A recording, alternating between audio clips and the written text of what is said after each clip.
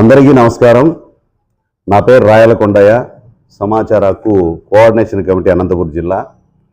ఈరోజు ఇక్కడ మాట్లాడే సందర్భం ఏమంటే, 3 రోజుల క్రితమే మనకు రాజమండ్రిలో పాలల్లో కల్తీ జరిగి ఒక 5 మంది చనిపోవడము, దాదాపు 10 మంది దాకా ఆసుపత్రి పాలు కావడము, వాళ్ళల్లో కూడా కొంతమంది సీరియస్ కావడము, ఈ విధంగా జరుగుతూ ఉంది.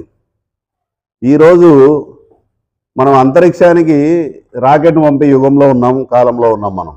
కానీ ఆహారంలో కల్తీని నిరోధించలేకపోతున్నాం.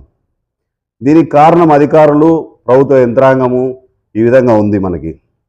మొన్ననే అసెంబ్లీలో ఆదోని ఎమ్మెల్యే గారు డాక్టర్ పార్థసారథి గారు ఈ కల్తీ గురించి చాలా క్షుణ్ణంగా, చాలా ఇదిగా మాట్లాడారు. ఆయన చెప్తూ, సామాన్యుడు టీ తాగడానికి వెళ్తే, మార్నింగ్ టైంలో టీ తాగడానికి వెళ్తే అది పాలతో చేసిన టీ కాదు, యూరియాతో చేసిన పాలతో చేసిన టీ ఉంది, దానివల్ల ఆరోగ్యాలు చెడిపోతున్నాయి. తర్వాత కాయగూరలు కొందామంటే అందులో యాక్సిటాస్, దానివల్ల పిల్లలు పుట్టిన ప్రమాదం ఉంది. అదేవిధంగా పన్నీరు లాంటిది ఏదైనా తిందామంటే స్టార్బిన్ కాస్టిక్ సోడా అనేది ఉంది.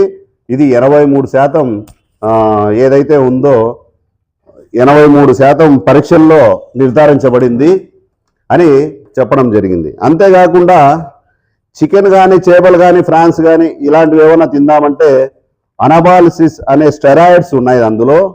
ఇది ఉండడం వల్ల విపరీతమైన హార్మోన్లు శరీరంలో వచ్చి దానివల్ల శరీరం నాశనం అయిపోతూ ఉంది. ఏది తినాలన్నా, లాస్ట్కు పళ్ళ రసం తిందామన్నా దాంట్లో సింథటిక్ కెమికల్స్ కలుగుతున్నాయి. మనం ఏదన్నా వంట నూనె తినాలంటే కూడా దాంట్లో మిషన్ ఆయిల్స్ కల్తీ జరుగుతుంది. ఇది 76% మన టెస్టులో తేలడం జరిగింది. అంతా వాటర్ తాగాలంటే కూడా ఏదైతే మనకు మంచి వాటర్ అని బాటిల్స్ కొంటున్నామో మనము, ఈ వాటర్లో కూడా 76% బ్యాక్టీరియా ఉందని పరీక్షల్లో తేలింది. ఇది ఈ విధంగా ఉంటే ఇక హోటల్లో ఏదన్నా ఆకలి తిందామంటే కూడా వాటిల్లో మనం కడుపు నింపే కంటే విషమే ఎక్కువ ఉంది.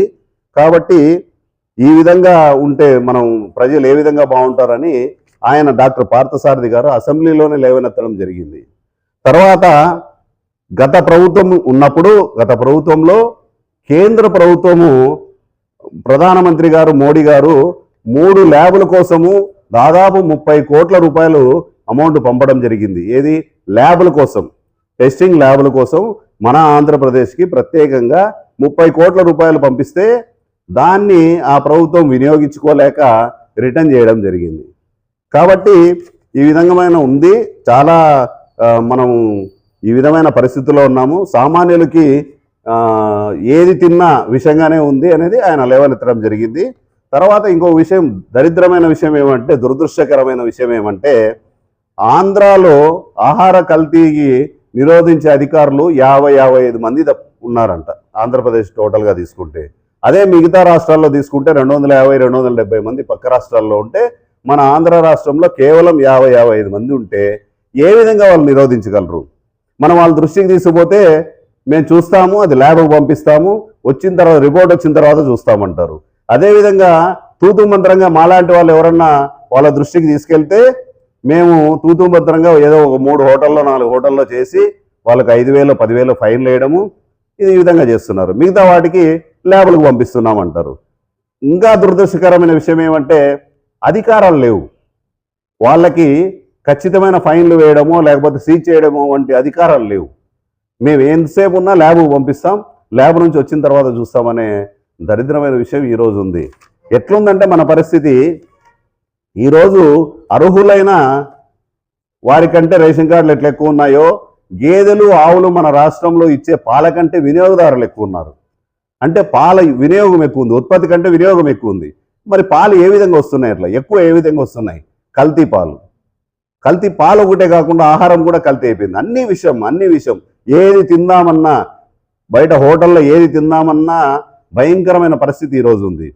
అశుభ్రం ఒక విధంగా ఉంటే ఈ కల్తీ ఒక విధంగా ఈరోజు మన రాష్ట్రంలోనే కాకుండా మన రాష్ట్రంలో చాలా విధిగా ఉంది.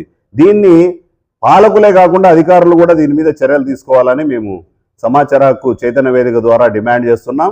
ఈ విధమైన ఇదిలో ఉంటే మనము చిన్న పిల్లలు తాగే పాలు కూడా కల్తీ చేసి ఎవడో ఒకడో ఇద్దరు స్వార్థం కోసం అమాయకమైన జనాల్ని నాశనం చేస్తుంటే ఏం చేస్తుంది మన గవర్నమెంట్?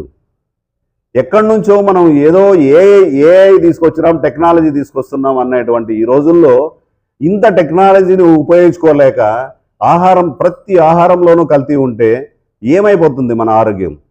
ఇది ఈ విధమైన ఆహారం తినడం వల్ల ప్రైవేట్ హాస్పిటల్కి వరంగా మారింది. ఈ ఆహారం తినడం, లేని రోగాలు రావడం, ఆసుపత్రి పాల్గొవడం, వేలు లక్షలు బిల్లులు కట్టలేక ఆస్తులు అమ్ముకోవాల్సిన పరిస్థితి వచ్చింది. ఎందుకు ఈ విధంగా జరుగుతుంది? సామాన్యుడు అన్ని ట్యాక్సులు మీకు కడుతున్నాడు, మరి సామాన్యుని ఆరోగ్య పరిస్థితి చూసుకోవాల్సిన బాధ్యత గవర్నమెంట్కి లేదా అని మేము అడుగుతున్నాం. ఈ విధంగా ఉంటే రేపు పొద్దున తిరుగుబాటు ప్రజల్లో ఖచ్చితంగా వస్తుంది. కాబట్టి మీరు ఎంతసేపు ఉన్న టెక్నాలజీ లేకపోతే అభివృద్ధి జరగాల్సిందే, దాన్ని ఎవరు కాదనరు. రాష్ట్రంలో అభివృద్ధి జరగాల్సిందే, ఏవైతే పరిశ్రమలు రావాల్సిందే. వాటితో పాటు ఓన్లీ పరిశ్రమలు వస్తే సరిపోదు కదా. మన ఆహార భద్రత లేనప్పుడు ప్రజలకు చాలా విచిత్రమైన పరిస్థితి ఇది. ఆహార భద్రత కూడా కల్పించాల్సిన బాధ్యత మన గవర్నమెంట్ మీద ఉంది, అధికారుల మీద ఉంది. అధికారులను కూడా మేము ఈరోజు హెచ్చరిస్తున్నాం. మీరు స్టాఫ్ లేదు అని కుంటి సాగులు చెప్పుకోకుండా ఉన్న స్టాఫ్తో కొన్నెన్న మీరు ఏదైతే తనిఖీలు చేస్తారో కొంతన్న భయం పుడుతుంది ఆహార కల్తీ కోసం. మీరేదో నామకా వస్తుపోయి 5,000 ఫైన్, 2,000 ఫైన్ అంటే ఆ ఫైన్లు వాళ్ళు కట్టడానికి సిద్ధంగా ఉంటారు. ఎందుకంటే లక్షల్లో ఆదాయం వచ్చేటప్పుడు 5,000, 10,000 ఫైన్లు కట్టడానికి వాళ్ళు వెనకాడరు. మొన్ననే ఈ మధ్యనే మన అనంతపురం జిల్లాలోనే బండమీదపల్లిలో ఈ కల్తీ పాలను పట్టుకోవడం జరిగింది. ఆ కేసు ఏమైంది? ఇప్పటికి 4 సార్లు 5 సార్లు దొరికాడు ఆయన. మళ్ళీ బయటకు వస్తాడు, మళ్ళీ పాలలో కల్తీ చేస్తాడు. మరి ఇటువంటివి జరిగేటప్పుడు ఇంకా అందరూ అదే పని చేస్తున్నారు. ఆయన ఒక్కడే కాదు, ఉదాహరణకు మనకు తెలుసు కాబట్టి చెప్తున్నాం. మిగతా మన రాష్ట్ర వ్యాప్తంగా ఈ విధంగా జరుగుతోంది. మేము డిమాండ్ చేసేది ఏమంటే ఆహారంలో కల్తీ చేసేవాడిపైన కఠినమైన శిక్షలు ఉండాల. ప్రతిదీ కలర్లు వేయడం, లేకపోతే కల్తీ చేయడం, ప్రతిదీ ఒక చికెన్ తినేకి లేదు, మటన్ తినేకి లేదు, కనీసం ఇడ్లీ సాంబార్ తినేకి కూడా లేదు మన పరిస్థితి. కాబట్టి మన రాష్ట్ర ప్రభుత్వాన్ని, మన ఏదైతే అధికారులను మేము డిమాండ్ చేస్తున్నది ఏమంటే ప్రజలకు ఆరోగ్య సమస్య రాకోకుండా, ఆహారంలో కల్తీ జరగకోకుండా తీసుకునే బాధ్యత మీకు ఉంది. కాబట్టి ఆ విధంగా చర్యలు తీసుకోవాల్సిందే కోరుతున్నాం.